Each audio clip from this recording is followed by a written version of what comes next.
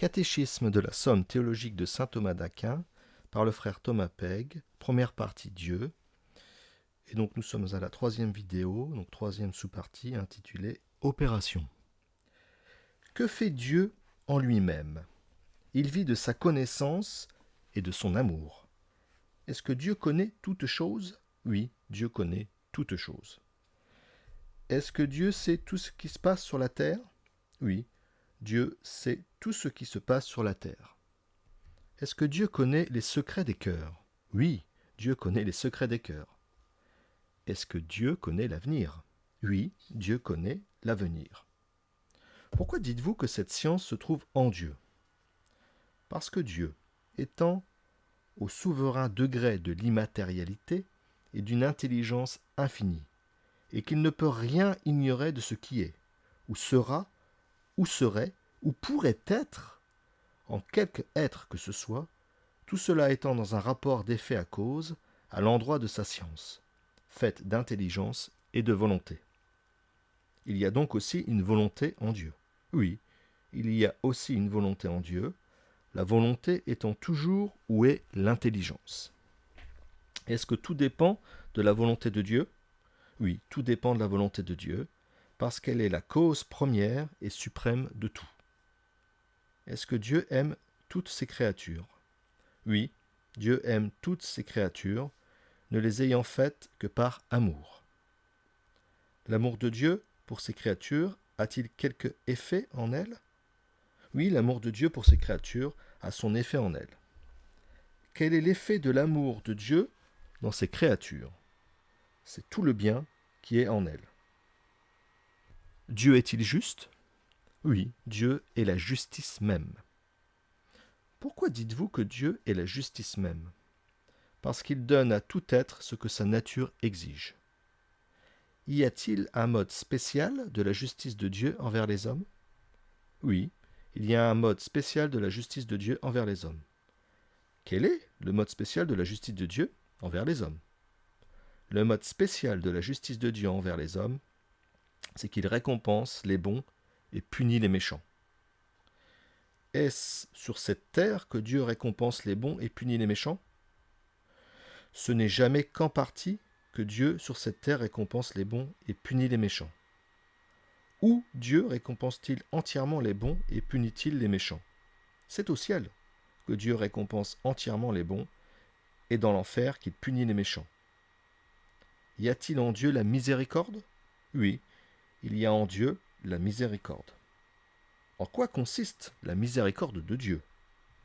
La miséricorde de Dieu consiste en ce qu'il donne à tout être bien plus que sa nature n'exige, et aussi qu'il récompense les bons au-delà de leur mérite, et punit les méchants en deçà même de tout ce qu'ils méritent. Dieu en lui-même s'occupe-t-il du monde? Oui, Dieu en lui-même s'occupe du monde. De quel nom s'appelle le soin que Dieu a en lui-même du monde? Le soin que Dieu a en lui-même du monde s'appelle la providence. La providence de Dieu s'étend-elle à toute chose? Oui, la providence de Dieu s'étend à toute chose, car il n'est rien dans le monde que Dieu n'ait prévenu. Car il n'est rien dans le monde que Dieu n'ait prévu et préordonné de toute éternité. S'étend-elle aussi aux êtres inanimés? Oui, elle s'étend aussi aux êtres inanimés, ces êtres eux-mêmes faisant partie de l'œuvre de Dieu. S'étend-elle aux hommes dans leurs actes libres?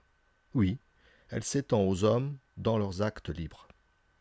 Qu'entendez-vous quand vous dites que la providence de Dieu s'étend aux hommes dans leurs actes libres? J'entends par là que tous les actes libres des hommes sont soumis à la disposition de la divine providence et que rien dans ces actes-là n'arrive que Dieu ne l'ordonne ou ne le permette, la liberté de l'homme n'impliquant aucunement son indépendance à l'endroit de Dieu. La providence de Dieu à l'endroit des justes a-t-elle un nom spécial? Oui, on l'appelle la prédestination. Que comporte la prédestination à l'endroit des hommes qui en sont l'objet? Elle comporte que ces hommes posséderont un jour dans le ciel le bonheur de la gloire. Comment appelle-t-on ceux qui ne doivent pas avoir ce bonheur? On les appelle les réprouvés ou les non-élus. D'où vient que les prédestinés auront ce bonheur, tandis que les réprouvés, ou les non élus, ne l'auront pas. Cela vient de ce que les prédestinés ont été choisis par Dieu, ou aimés d'un amour de préférence, en vertu duquel Dieu disposera toutes choses dans leur vie, de telle sorte qu'ils aboutiront finalement au bonheur du ciel. Et pourquoi les réprouvés, ou les non élus, n'aboutiront-ils pas finalement au même bonheur? Parce qu'ils n'auront pas été aimés du même amour que les prédestinés. Mais n'est-ce pas là une injustice de la part de Dieu? Non, parce que Dieu ne doit à personne le bonheur du ciel, et que ceux qui l'auront ne l'auront que par sa grâce, que par grâce. Ceux qui ne l'auront pas seront-ils punis de ne pas l'avoir? Ils ne seront punis de ne pas l'avoir qu'en raison d'une faute qu'il y aura de leur part à ne pas l'avoir. Comment peut-il y avoir faute de la part des hommes à ne pas avoir le bonheur du ciel? Il peut y avoir faute de leur part en ce que Dieu aura offert ce bonheur à tous et que, l'homme étant libre, il aura pu ne pas répondre à l'offre que Dieu lui faisait, ou mépriser cette offre en lui préférant autre chose. Ce mépris, ou le choix d'une chose contraire, est-il une injure faite à Dieu? C'est une injure très grave faite à Dieu, et qui mérite les plus grands châtiments, quand elle est le fait d'un péché personnel. Ceux qui répondent à l'offre de Dieu et qui arrivent au bonheur du ciel, doivent-ils à Dieu lui-même d'avoir aussi répondu à son offre et mériter leur bonheur? Oui, ils devront tout cela au choix de la prédestination divine. Ce choix est-il fait de toute éternité en Dieu? Ce choix est fait de toute éternité en Dieu. Que comporte ce choix à l'endroit de ceux qui en sont l'objet? Il comporte que Dieu a fixé pour eux une place dans son ciel, et que par l'action de sa grâce, il les mettra en mesure de la posséder un jour. Que doivent faire les hommes à la pensée de ce choix éternel de la prédestination en Dieu? Ils doivent, par un abandon complet à l'action de la grâce, se donner à eux-mêmes, autant qu'il est possible sur cette terre, la certitude qu'ils sont du nombre des prédestinés. Dieu est-il tout-puissant? Oui, Dieu est tout-puissant. Pourquoi dites-vous que Dieu est tout-puissant? Parce que Dieu étant l'être même, tout ce qui ne répugne pas à être lui demeure soumis. Dieu est-il heureux? Oui, Dieu est le bonheur même, car il jouit en infini du bien infini, qui n'est autre que lui.